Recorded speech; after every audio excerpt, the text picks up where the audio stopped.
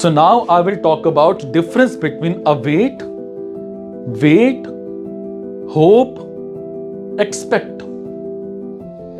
To wait means to pass the time until something happens. It's 6:45. I am waiting for the 7 bus. For example, we waited in line for 3 hours to get tickets to the concert.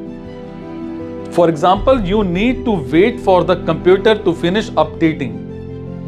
Now I will talk about await. Await is simply a slightly more formal way to say wait for. It is always followed by a noun.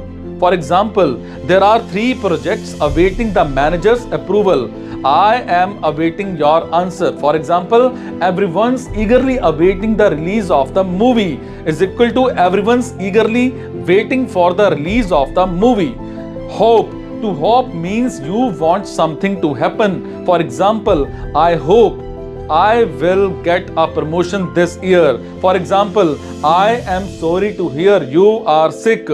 For example, I hope you get better soon. For example, the traffic is very bad today. I hope I won't be late. Now I will talk about expect. To expect means to believe that something probably will happen.